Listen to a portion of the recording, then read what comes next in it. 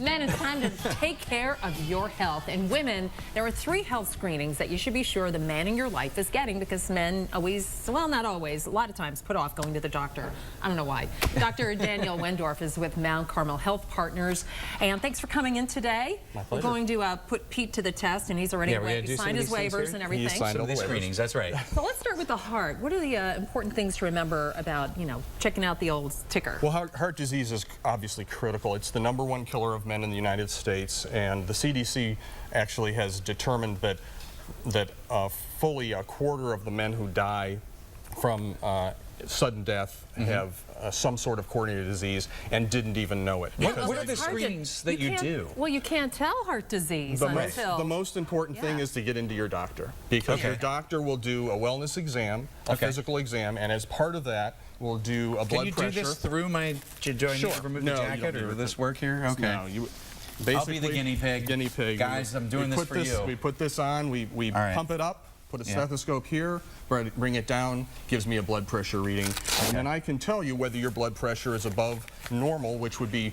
140/90 is the number that we would use. So that's like anything above that, you could be problematic. You could be at risk of heart disease, and we want to take care of that. And what is this thing? This is a point-of-care monitor to check cholesterol. It'll take 1 spot of blood to put on the monitor and give us a cholesterol reading. Now, in my office, you'd get a blood test that would go to the lab, and you get a full lipid profile. Now, what's good for cholesterol and what's bad for cholesterol? Like when the total cholesterol of 200 is considered the upper limit of normal. We want your LDL, your bad cholesterol, to be 130 or below for a normal person, and if you're diabetic, that would be 100 or less. And if these things come back and they are kind of high numbers, that's not, like a death sentence or anything. There are ways that you can treat these things. It is not a death sentence. It's certainly treatable, and it's the thing that we want to go after. Now let's shuffle down here. Sure. And one last thing on cholesterol, you could be the healthiest person in the world, exercising, running every day, and still have it, because part of it's hereditary, right? Very much of it is hereditary. And some of a lot of it's genetics. Now, this is probably the worst part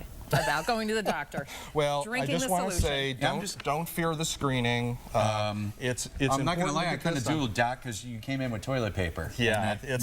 Colonoscopy, very, very important. Colonoscopy. So if with no additional risk factors, we suggest at age 50 you start having colonoscopies. Okay. This is a Go Lightly prep. It's a bunch of salt in there. You add water up to this level. You drink it all down. That whole thing? That whole thing before the procedure. Wow. Most of my patients tell me the prep is worse than the test. They don't even remember going through the test. They sedate you. You feel great afterwards.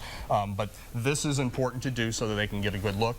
Most cancers start as polyps in the colon, and it takes years for those polyps to turn into cancers. If you can find them early and remove the polyp, you can do away with a cancer, and we turn from cancer treatment to basically taking care of it before it's turned into cancer. All right, let's shuffle down the end of the table, because we have about a minute left. Next one is obesity. And what is that what I think it is? That is a pound of fat. Whoa. That's what a pound of fat looks like. Pete, let me take you here.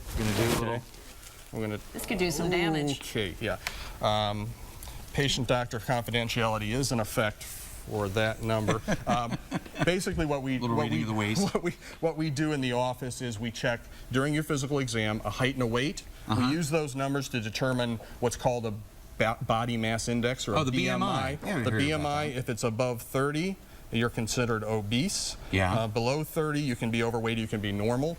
And how do you figure that out? It's like height, weight? Height and weight. That's all it takes. It's a formula that was developed by a German scientist. But how accurate is more of this? A lot of people say, "Oh, I'm obese," when they look fine.